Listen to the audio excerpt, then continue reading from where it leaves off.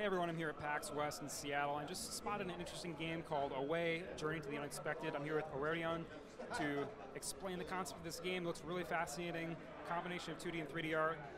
What's the premise? All right, so we are trying to do a feel-good FPS, if it makes sense.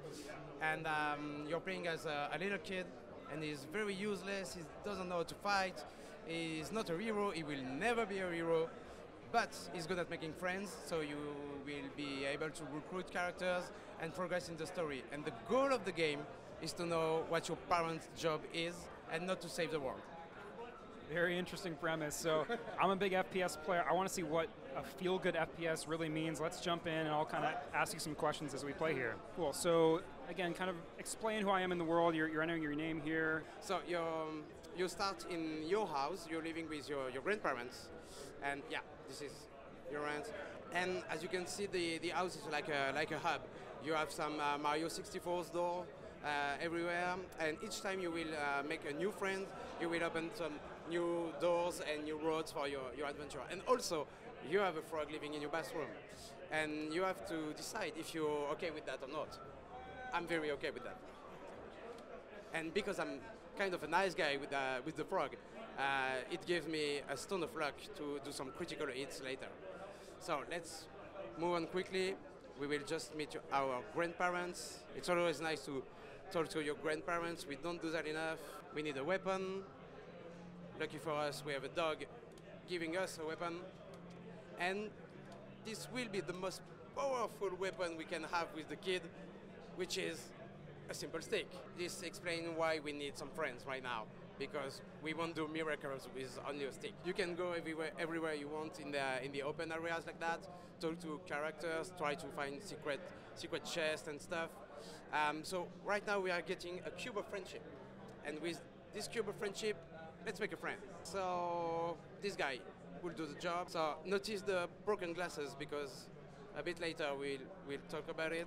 You have to pick the right lines. So this guy is very easy to recruit, but all the other one, if you don't pick the right answers and stuff, they will just go away or be mad at you or something. Okay. Yeah, so the world is filled with these kind of NPC characters that you can recruit, and you can swap between them at each time. It looks like you can swap between up to 4 characters. Yeah, exactly. Yeah, you see the slot right there. You can switch between 4 characters, and right now I'm playing as the old guy, and that's a wizard, so you can shoot some fireballs, but also his glasses, so the screen is broken as well. And each character you recruit, you will see the world through their eyes. And they are all kind of broken, but very powerful, but broken. So now we are entering some caves. You have to picture this like tutorial level, because that's super easy. But after that, in caves, we have some levers like that. We will try to open the main gate, and behind the main gate we have the first dungeon, the boss, and stuff. This isn't really operating in like an RPG. You know, as much as the art design really reminds me of a lot of Japanese games like Dragon Quest, yeah. You know, which I think you've really successfully come through on that style. It's not really an RPG per se. Would you say?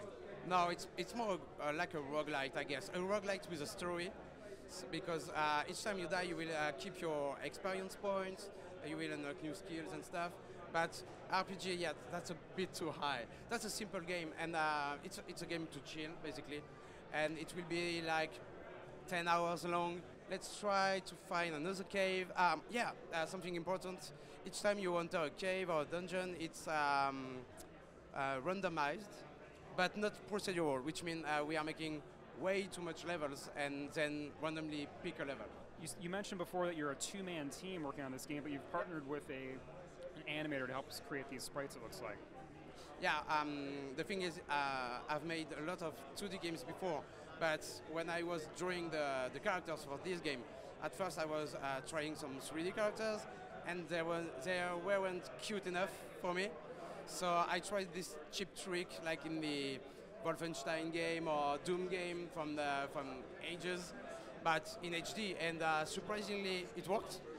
So that's why we mixed the 2D and the 3D. So tell me more about the roguelike or roguelite aspects of the game. If you die, do you lose your progression? Yeah, if you die, you will keep your gold, your experience points, your friends and stuff, and more importantly, you will open new paths in the house. Each time you die, you start at the house again, but with new roads to take and new characters to try. So it's like having a roguelite with a story, and you can try the same level again if you want to try new thing in it, but you won't have to. You can take new roads and try new path. It's hard to say in English, paths, and progress this way. Terrific. Well, again, I think the art direction is really attention grabbing. It's evocative of those JRPGs of old, but kind of cast in a new direction. So awaythegame.com. Look for silly characters like that. I guess we're the only game to have such ridiculous characters, and we're kind of proud of it. Congratulations. It looks really interesting. Thank you very much.